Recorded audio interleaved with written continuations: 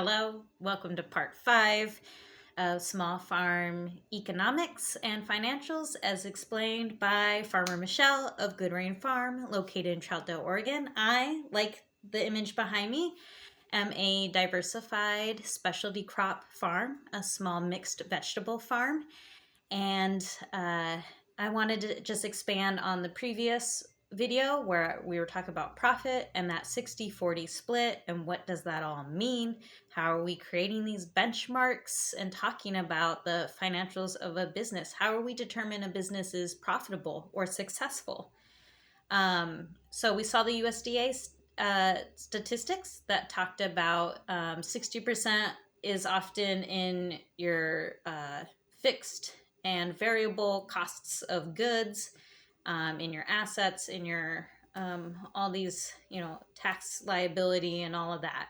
Like all your bills, all your utilities, buying seeds, all the inputs you got to buy to create a product to sell. That's your cost of goods. That's like 60% of the costs of any business, especially small specialty crop farm businesses.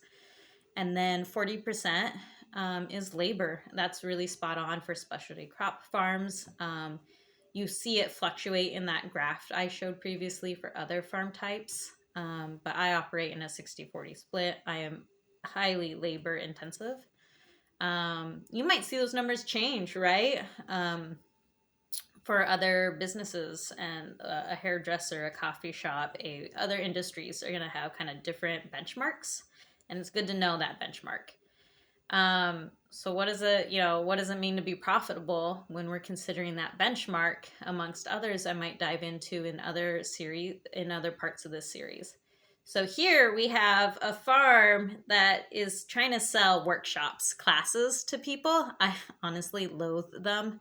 And they're trying to talk about how they made a $100,000 market farm with just two people and one market on like an acre or something, right? Around that. What does it mean to be $1,000 plus market farm, right? What does that mean? Off of an acre? Are we talking gross income?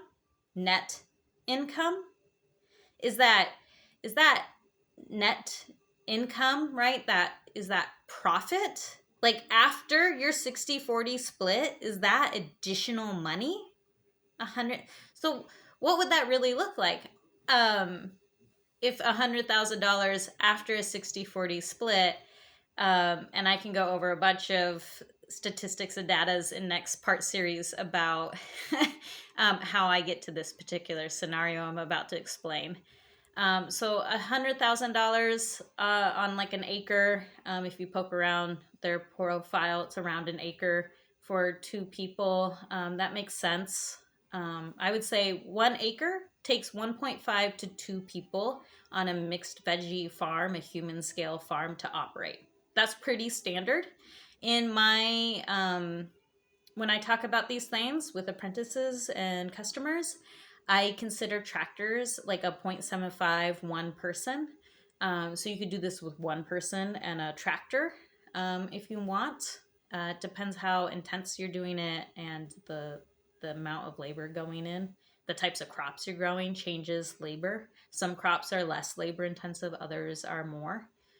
$100,000 off of an acre is possible. I'll get into a next part series of some USDA statistics. It's anywhere from 60K to 100K per acre is what diversified market garden farms like myself, like these people, make per acre. That's pretty. I'm like, okay, they're doing something good. They're on the high end of what's expected for an acre for this type of business. They're a couple. So I don't know if they're married or not, but they're romantically involved. Two people, which means they're not paying payroll likely to each other and not running all of those paychecks and everything. Something to consider. So I would say that they are making $100,000 off of an acre that's supporting two people with one market. Fair. I do a CSA and I can pull off these numbers.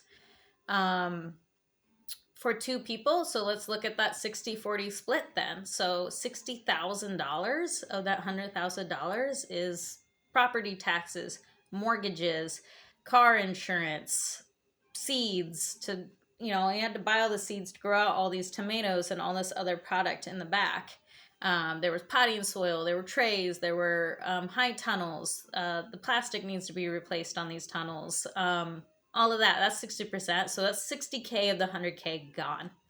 So 40% of that is $40,000 divided by two people, $20,000 each. They're making less money per acre than I do, right? I told you earlier, I average around $30,000, 35 after taxes, right? So I had to show some $50,000 income years.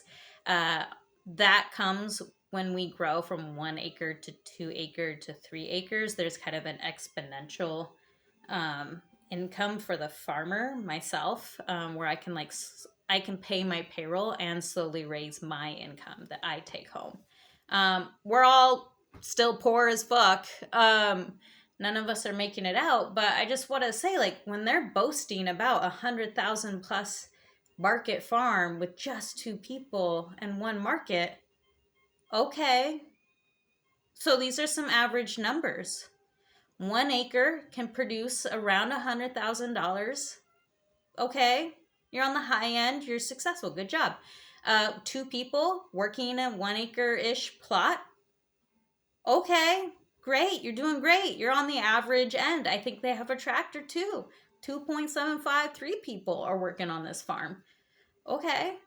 When we subtract the EBITDA, right? Your earnings before interest, taxes, depreciation, amortization, and your cost of goods sold, where are we at? We're at 40K. That still kind of sucks. That's 40K divided by two people, 20K each. So that's why I wanted to introduce who I am from my experience, what I'm speaking about, the terms and definitions we talked about, and the business structure and entities change, right? If one of these people is a W-2 employee, that might change that 60-40 split where the cost's there and how much money they get to take home. If they are electing S-Corp status, that changes, again, that kind of 60-40 split and the total profit, the total take-home salary of these farmers. And ultimately, are we going to consider farm owner salaries profit? Is that profit? My next video will just be me ranting about capitalism and what profit actually means. I think a farm owner paying themselves 20K salary, 40K shared salary between these two people is just payroll. I don't think that that's profit. I think that's just living. That's the cost of living. It's a paycheck like anyone else's paycheck. I don't think this farm is profitable. My farm isn't profitable. This is not derogatory. I would be curious what do we really consider profit when we talk? And I think it's because we lose that nuance in those corporation business entities. That we lose the nuance of what the heck is profit. According to the IRS, they are making profit. That's just how that works out. So when they say that or talk about anyone talks about terms like that, they are factually correct. But I think we're losing lots of nuance here, and hence this series, because there was a gap in knowledge. So I hope this helps give some context here.